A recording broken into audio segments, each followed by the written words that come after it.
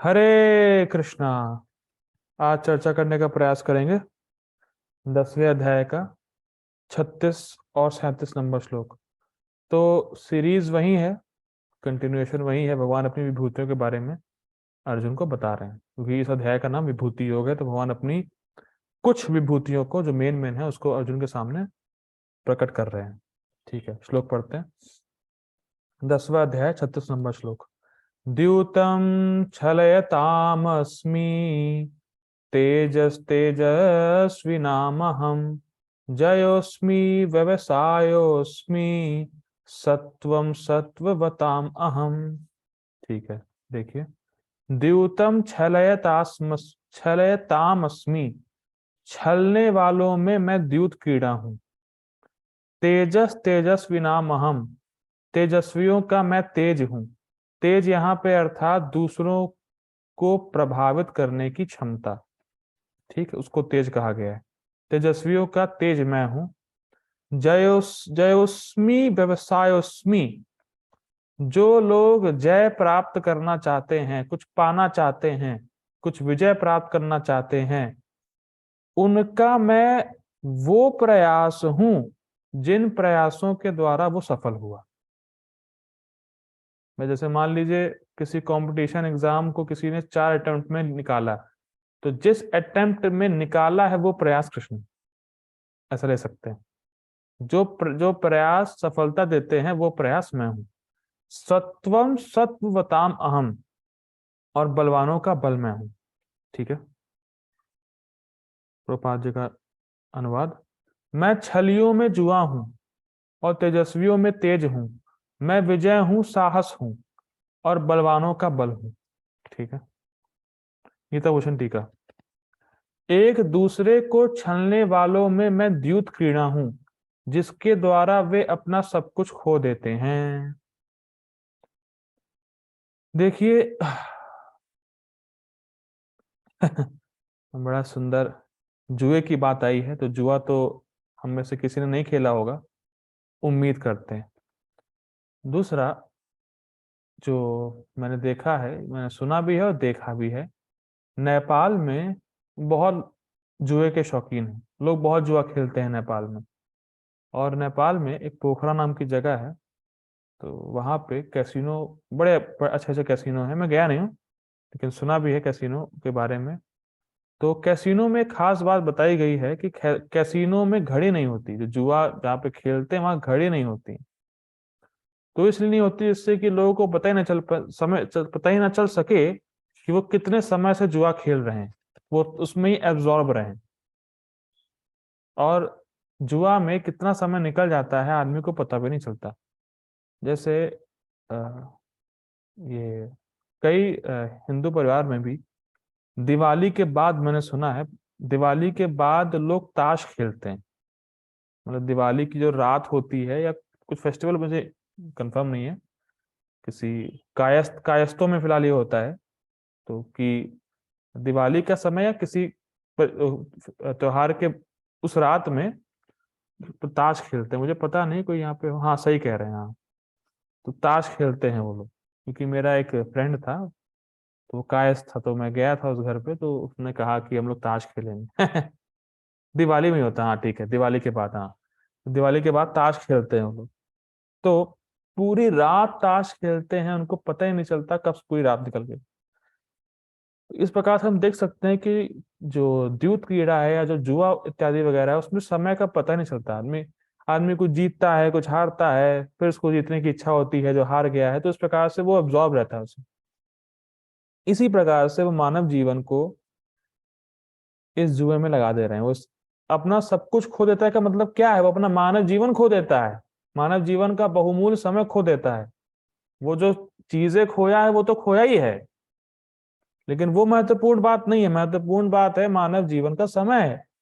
उसको मानव जीवन के समय को भक्ति में लगाना चाहिए, और वो कहाँ चक्कर में पड़ा है, जुआ खेल रहा है। इस प्रकार से हम देखते हैं कि लोग जुआ खेल के अपना मानव जीवन खूब बर्बाद करते हैं। शेयर मार्केट में लोग कितने वो रहते हैं परेशान, अरे मेरा शेयर ये, अरे उसको लगाओ पैसा, वहां लगाओ, ये करो वो करो, बिल्कुल अब्जॉर्ब उसी में रहते हैं। तो भी एक प्रकार का जुआ ही है शेयर मार्केट। ठीक है, ये तो एक अर्थ है। दूसरा, हम भगवान को कभी धोखा नहीं दे सकते। ये बहुत महत्वपूर्ण बात है। यहाँ पे एक और अर्थ है कि भगवान सबसे बड़े छलिया हैं। ये बात प्रभुपाद जी रखेंगे अपने परपोर्ट में कि सबसे बड़े छलिया भगवान है। अगर भगवान से कोई छल करना चाहेगा तो ये समझ लीजिए वो अपने आप से ही छल कर रहा है। अगर हम सोचे हम भगवान को धोखा दे देंगे तो भगवान को धोखा नहीं देंगे, अपने आप को धोखा देंगे। इसीलिए महाराज जी कहते हैं भक्तों को सिंसियर होना चाहिए और उनको इसी प्रकार की ट्रेनिंग मिलनी चाहिए कि वो सिंसियर रहें। जैसे ये नहीं कि जैसे मान लीजिए कोई पूछा कि भैया आपकी माला हो गई, हाँ हाँ माला हो गई, माला हो गई, और माला हुई नहीं उसकी। तो किसको धोखा दे रहा है, किसको झूठ बोल रहा है? रियलिटी में उसकी नहीं हुई है माला, लेकिन फिर भी अरे हाँ हाँ हो गई, हो गई, माला हो गई।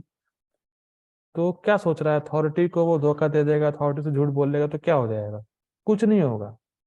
वो अपने स्वयं अपने आप से झूठ बोल रहा है, उसके सुधार नहीं हो पाएगा। इसीलिए बहुत सावधान रहना चाहिए। भक्तों के समाज में हमें झूठ नहीं बोलना चाहिए और ना ये इंटेंशन रखनी चाहिए कि हम इसको धोखा दे दें, इससे कुछ छीन लें। तो हम भक्तों को धोखा नहीं देंगे, हम स्वयं को धोखा दे रहे होंगे। इसीलिए ईमानदारी से भजन करना चाहिए, ईमानदारी से भक्ति करनी चाहिए। बस बहुत सिंपल फॉर्मूला, ईमानदारी या सिंसियर रह के भक्ति कीजिए। किसी को धोखा देने की भावना से भक्ति मत करिए। तो किसको धोखा देंगे? स्वयं को धोखा देंगे। आप भगवान को धोखा दे नहीं सकते।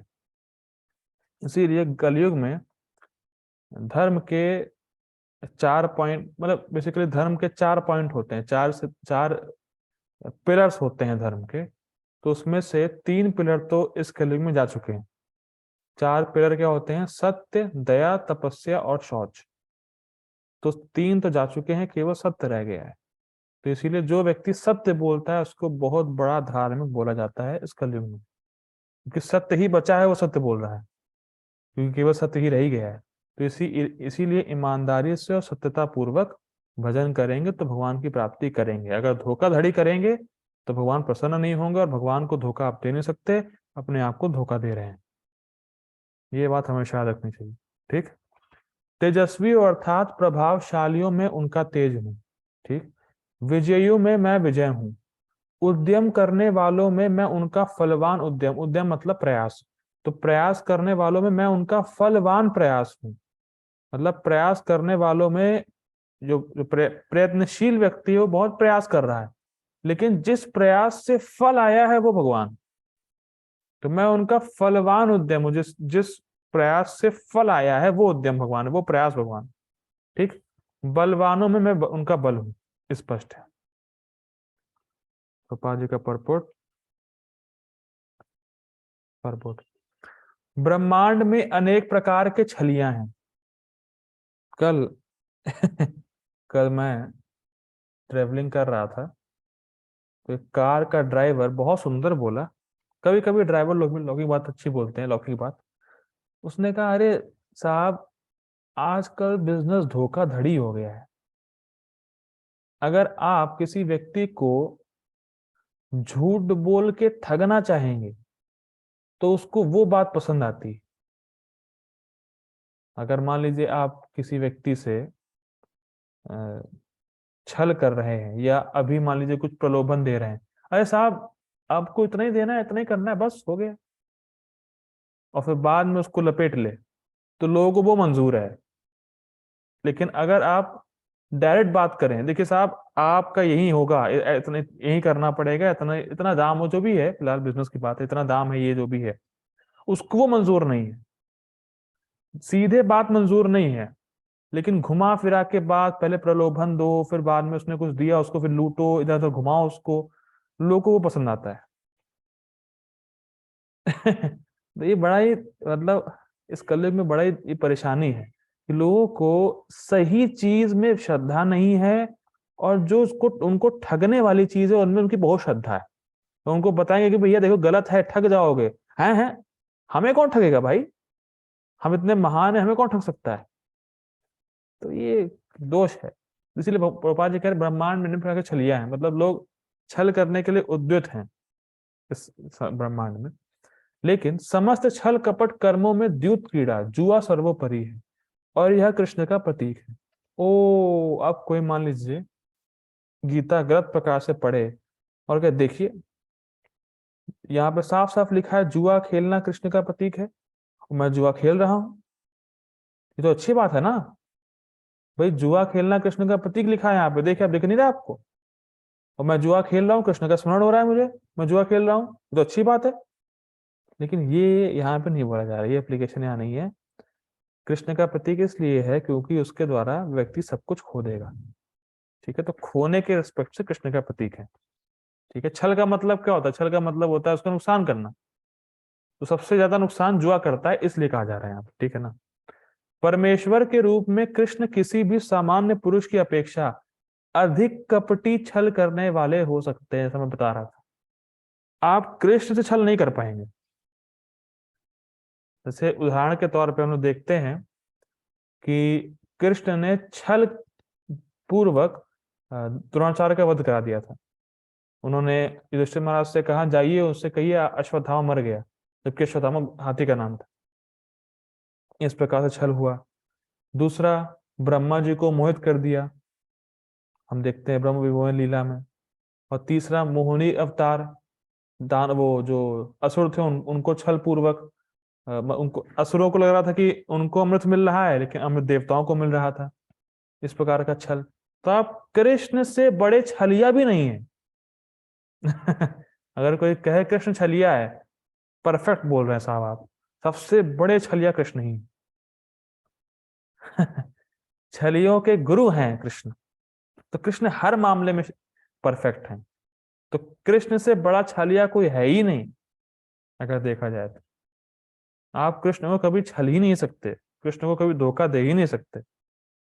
ठीक। यदि कृष्ण किसी से छल करने की सोच लेते हैं तो उनसे कोई पार नहीं पा सकता। सबसे बड़े छलिया हैं। उनकी महानता एकांगी ना होकर सर्वांगी है, इसको समझिए। जब बोला जा रहा है कृष्ण सबसे बड़े छलिया हैं, कृष्ण छलियों में उत्तम है, तो केवल ये नहीं कि कृष्ण सबसे बड़े छलिया ही है बस, जितने भी गुण हैं, जितने भी विशेषताएं हैं, उन सब में कृष्ण महान है। मतलब सभी विषयों में कृष्ण महान है, तो छलियों में भी कृष्ण महान हो गए। उनकी महानता एकांगी मतलब ऐसा नहीं उनकी महानता केवल छलने में ही है, ना ना ना, सर्वांगी है। जितने भी विषय हैं उन सब में कृष्ण महान है। ठीक है, उनसे महान कोई है ही नहीं किसी विषय में। ठीक। वे विजयी पुरुषों की विजय हैं, वे तेजस्वियों का तेज हैं, साहसिक तथा कर्मठों में वे सर्वाधिक साहसिक और कर्मठ हैं, वे बलवानों में सर्वाधिक बलवान हैं। जब कृष्ण इस धराधाम में विद्यमान थे तो कोई भी उन्हें बल में हरा नहीं सकता था, यहाँ तक कि अपने बाल्यकाल में उन्होंने गोवर्धन उठा लिया था।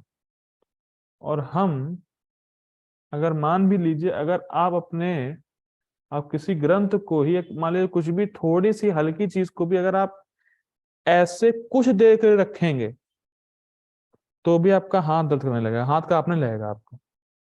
गोवर्धन की तो बात छोड़िए, आप कुछ भी छोटी सी चीज को भी इसी पोजीशन में रखे रहेंगे बहुत देर तक, आधा घंटा 1 घंटा, तो आपके हाथ कांपने लगेंगे।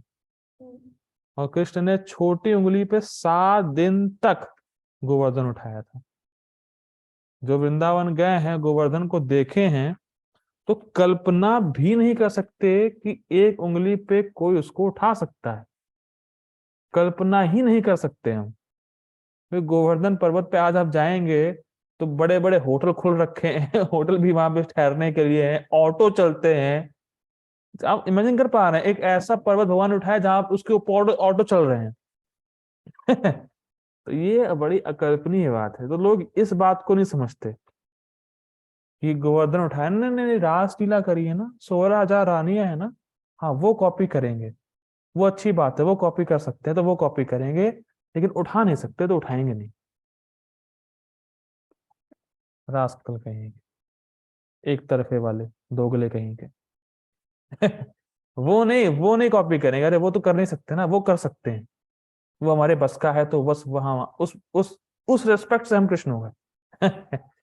तो ये सब धोखेबाजी है। ठीक है, आगे पढ़ते हैं। हम कुछ भी नहीं उठा सकते। अगर मैं ये मोबाइल भी ले लूँ, इसको ऐसे रखूं, आधे घंटे में हाथ कांपने लगेगा, आधे घंटे में। ठीक है। उन्हें ना तो कोई छल में हरा सकता है, ना तेज में, ना विजय में, ना साहस तथा बल में। स्पष्ट है। हम लोग 37 नंबर श्लोक देखते हैं। 10वां अध्याय 37 नंबर श्लोक। वृष्णीनां वासुदेवोऽस्मि, पांडवानां धनंजयः, मुनीनाम् अपयहं व्यासः, कवीनाम् उशना कविः। वृष्णीनां वासुदेवोऽस्मि, पांडवानां धनंजयः, मुनीनाम् अपयहं व्यासः, कवीनाम् उशना कविः। सुंदर है गाने में। देखिए संस्कृत देखिए। वृष्णि नाम वासुदेवोस्मि, वृष्णियों में मैं वासुदेव पुत्र बलराम हूं। अब ध्यान दीजिएगा, अब प्रभुपाद जी ने शब्दार्थ में वासुदेवः द्वारकावासी कृष्ण लिखा है, लेकिन वास्तव में बलराम जी को यहाँ पे वासुदेव कहा जा रहा है।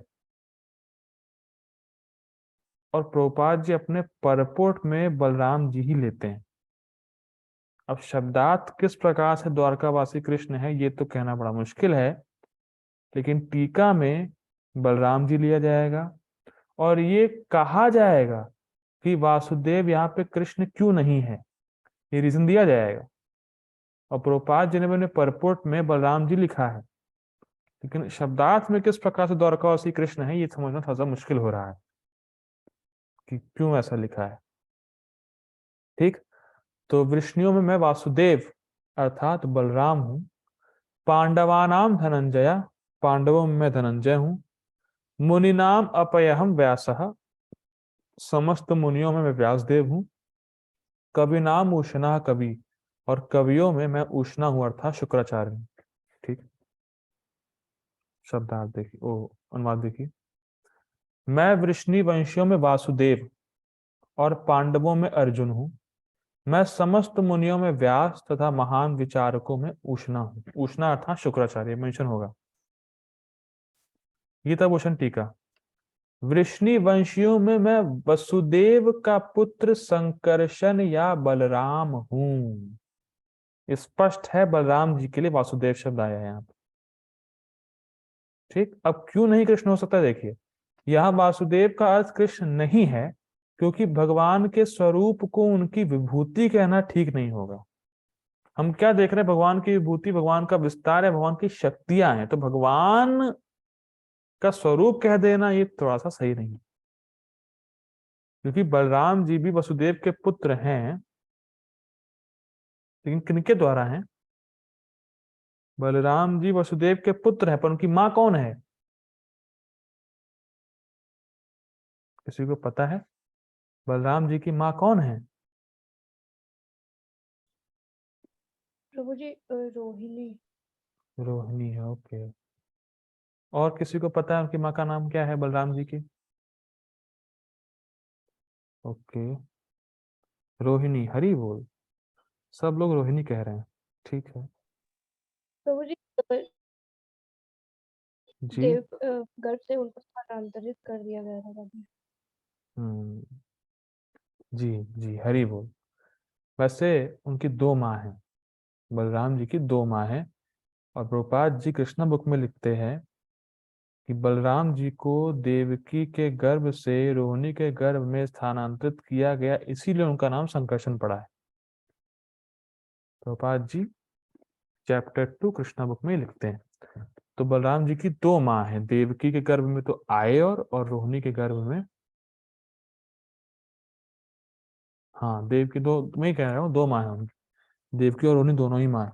देवकी के गर्भ में आए थे, रोहिणी के गर्भ से प्रकट हुए थे। ठीक है, रोहिणी ने जन्म दिया था उनको। ठीक है, तो देखिए इमेजिन करिए यहाँ पे किसी की दो माँ हो तो बड़ा ही आश्चर्य होगा, है दो माँ। Are you all right bro? दो माँ बड़ा ही आश्चर्य होगा लोगों को, दो माँ। ये कैसे समझिए, संभव कैसे है भाई? तो ये भगवान के दिव्य जन्म की बात है। ठीक है, 2 माँ है बलराम जी की। ठीक है, आगे पढ़ते हैं।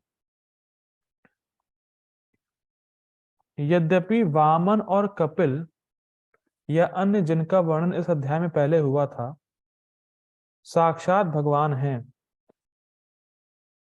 सिद्धों में मैं कपिल हूं, ये बात हुई थी।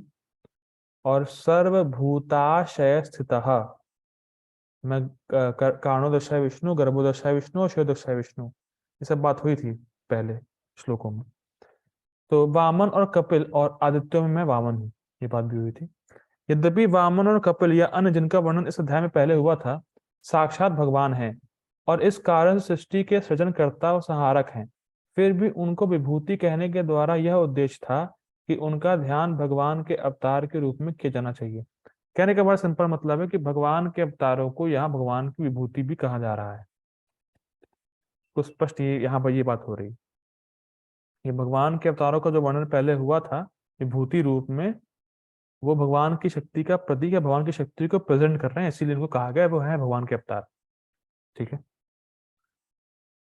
यह समझना चाहिए कि यद्यपि भगवान के विस्तार भगवान से अभिन्न है, परंतु वे अपनी साड़ी, तो वो साड़ी नहीं पहनते हैं तो यहाँ पे स्पेलिंग मिस्टेक है, वो भगवान के विस्तार साड़ी नहीं पहनते, धोती पहनते हैं। तो अपनी सारी होगा, सारी शक्ति या गुण उस विशेष स्वरूप में प्रकट नहीं करते हैं। इसको समझिए, एक होते हैं स्वांश, एक होते हैं विभिन्नांश, एक होते हैं शक्तावेश अवतार। तो ये तीनों प्रोपाद जी 2 को लेंगे यहाँ पे, स्वांश और विभिन्नांश को परपोर्ट में लेंगे। स्वांश मतलब वो भगवान से अभिन्न रहते हैं, ठीक है, भगवान और उनमें कोई भेद नहीं होता, दोनों विष्णु तत्व ही रहते हैं। लेकिन जो स्वांश है वो किसी परिस्थिति में उतनी ही शक्ति को रिप्रेजेंट या उतनी ही शक्ति को डिस्प्ले करते हैं जितना जरूरत है। स्वांश भगवान कृष्ण से अभिन्न है, एक ही है, तत्व है, विष्णु तत्व है दोनों। लेकिन जो स्व अंश है वो किसी परिस्थिति में उतनी ही शक्ति को डिस्प्ले करेंगे जितनी जरूरत है, ये होता है स्वांश। शक्तावेश में भगवान किसी जीव को उतनी ही शक्ति देते ही हैं जितना उसको भगवान ने किसी कार्य के लिए नियुक्त किया होता है। मतलब उस कार्य के लिए जितनी शक्ति चाहिए उतनी ही देते ही हैं, उसको शक्तावेश कहते हैं। और स्वांश में शक्ति पूर्ण है, भगवान से अभिन्न है, पूर्ण शक्ति है, लेकिन डिस्प्ले उतनी ही करेंगे जितना जरूरत है। ठीक, तो वही कहा जा रहा है, अपनी सारी शक्ति या गुण उस विशेष रूप में प्रकट नहीं करते। नरसिंह देव बांसुरी बजा सकते हैं लेकिन बजाते नहीं हैं, क्योंकि वो हिरण्यकश्यपु को मारने गए थे, वहां पे कुछ म्यूजिकल कॉन्सर्ट नहीं करने गए थे ये नहीं हिरण्यकश्यपु को नरसिंह देव बांसुरी बजा रहे हैं, वो नाच रहा है इस प्रकार से नहीं करने गए थे। ठीक है ना, ठीक है, तो यही बात यहाँ बोली जा रही।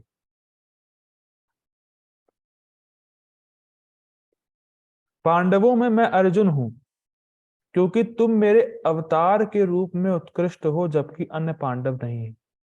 क्या अर्जुन भगवान का अवतार? क्या लिखा है यहाँ पे बड़ा इंटरेस्टिंग है ये कि क्यों भगवान बोल रहे हैं पांडवों में धनंजय मैं हूं। ठीक है, क्या मतलब है देखिए, इसको मैं पढ़ देता हूं पहले। पांडवों में मैं अर्जुन हूं क्योंकि तुम मेरे अवतार के रूप में उत्कृष्ट हो जबकि अन्य पांडव नहीं है। नोट, नर नारायण में अर्जुन नर हैं, यद्यपि नर जीव है, फिर भी इन दोनों को एक ही अवतार माना जाता है, लघु भागवतामृत। लघु भागवतामृत शायद, जहां तक मेरी अंडरस्टैंडिंग है, गलत भी हो सकता है, सनातन गोस्वामी जी ने लिखी है लघु भागवतामृत। सनातन गोस्वामी, जीव गोस्वामी में से किसी ने लिखी है। क्या है देखिए, नर नारायण ऋषि भगवान के अवतार हैं, ठीक, उसमें जो नर हैं वो अर्जुन है। ठीक है ना, नर नारायण ऋषि भगवान के अवतार हैं, उसमें जो नर हैं वो अर्जुन हैं। और नर नारायण को पूरा एक अवतार माना जाता है। ऐसा नहीं कि नर को आप अलग अवतार माने, नारायण को अलग अवतार माने। नर नारायण कंबाइंड एक अवतार है, जैसे माता पिता दोनों पेरेंट्स हैं, अगर पेरेंट्स बोल रहे हैं तो माता पिता दोनों ही आएंगे उसमें। तो नर नारायण मतलब पूरा एक अवतार, तो नर और नारायण एक ही अवतार है, लेकिन नर जो है वो जीव है और नारायण विष्णु तत्व है। इसीलिए नर को भी भगवान का अवतार ही माना जाता है, और वो अर्जुन है, इसीलिए यहां बोल रहे हैं पांडवों में मैं अर्जुन हूं। ठीक है, थोड़ा सा नई बात थी। आध्यात्मिक विषयों का मनन परायण मुनियों में मैं व्यास अर्थात बादरायण हूं। ठीक, क्योंकि वे मेरे अवतार है, परंतु अन्य मुनि ऐसे नहीं है। मुनि मतलब मननशील, जो विचारवान है, तो उसमें सर्वश्रेष्ठ व्यास देव हैं। और व्यास देव अपनी समाधि में स्थित होके भगवान की लीलाओं को देखे थे अपने सामने, और फिर उसको भागवतम में प्रकाशित किए थे। ठीक है, इसलिए बोल रहे हैं। सूक्ष्म अर्थ विवेचकों में मैं शुक्राचार्य हूं, जिनको कवि के रूप में जाना जाता है। देखिए, सूक्ष्म अर्थ विवेचक मतलब कुछ कुछ शब्दों के सूक्ष्म या बहुत गहरे अर्थ होते हैं, तो उसको बहुत जल्दी पकड़ लेना या समझ जाना, तो वो गुण शुक्राचार्य में अधिक है। जैसे बलि महाराज के सामने वामन देव आए थे, वामन देव ने 3 पग भूमि मांगी बस, लेकिन शुक्राचार्य समझ गए विष्णु है, ये भगवान है, और उनको समझ नहीं पाया। लेकिन उनका इतने कहने से कि 3 पग भूमि चाहिए, तो 3 पग भूमि, इस बात में बड़ा सूक्ष्म अर्थ छुपा था कि भगवान विष्णु ही है ये, तो उनको शुक्राचार्य समझ गए। तो काफी बुद्धिमान है शुक्राचार्य, इसीलिए कह रहे हैं। ठीक है, अब परपुट पढ़ते हैं। परपुट परपुट खाली पढ़ना रह जाएगा, समझाना कुछ नहीं है। कृष्ण आदि भगवान है, ठीक, और बलदेव कृष्ण के निकटतम अंश विस्तार है। कृष्ण तथा बलदेव दोनों ही वसुदेव के पुत्र रूप में उत्पन्न हुए, अतः दोनों को वासुदेव कहा जा सकता है। शब्दार्थ में प्रभुपाद जी द्वारकाधीश कृष्ण लिख रहे हैं, परपोर्ट में बलराम जी को मेंशन कर रहे हैं, क्लियर होना चाहिए। दूसरी दृष्टि से चूंकि कृष्ण कभी वृंदावन नहीं त्यागते, अतः उनके जितने भी रूप अन्यत्र पाए जाते हैं वे उनके विस्तार हैं। मेन तो गोलोक विहारी कृष्ण है। वासुदेव कृष्ण के निकटतम अंश विस्तार हैं। वासुदेव वासुदेव कृष्ण के निकटतम अंश विस्तार है, अतः वासुदेव कृष्ण से भिन्न नहीं है। वासुदेव मतलब यहाँ पे कौन? बलराम जी। अतः इस श्लोक में आगत वासुदेव शब्द का अर्थ बलदेव या बलराम माना जाना चाहिए, ठीक, क्योंकि वे समस्त अवतारों के उद्गम है और इस प्रकार वासुदेव के एकमात्र उद्गम है। भगवान के निकटतम अंशों को स्वांश, व्यक्तिगत या स्वकीय अंश कहते हैं, जो मैंने समझा दिया है। और अन्य प्रकार के भी अंश हैं जो विभिन्न अंश हैं, वो जीव होते हैं, हम जैसे जीव पृथककृत अंश कहलाते हैं। ठीक, पांडु पुत्रों में अर्जुन धनंजय नाम से विख्यात है, वह समस्त पुरुषों में श्रेष्ठतम है, अतः कृष्ण स्वरूप है, मतलब नर नर नर अवतार। मुनियों अर्थात वैदिक ज्ञान में पटु विद्वानों में व्यास सबसे बड़े हैं, क्योंकि उन्होंने कलयुग में लोगों को समझाने के लिए वैदिक ज्ञान को अनेक प्रकार से प्रस्तुत किया है, ताकि जीव उसका लाभ उठाए, अपना उद्धार करे। और व्यास को कृष्ण के एक अवतार भी माने जाते हैं, ठीक, अतः वे कृष्ण स्वरूप हैं। कवि गण किसी विषय पर गंभीरता से विचार करने में समर्थ होते हैं। कवियों में उष्णा अर्थात शुक्राचार्य अश्रु के गुरु थे, वे अत्यधिक बुद्धिमान तथा दूरदर्शी राजनेता थे। इस प्रकार शुक्राचार्य कृष्ण के ऐश्वर्य के दूसरे स्वरूप हैं, जो स्पष्ट है, कुछ सुना नहीं है। ओके, मैं मीटिंग एंड कर रहा हूँ, so please join again for Maharaj ji का लेक्चर। हरे कृष्णा।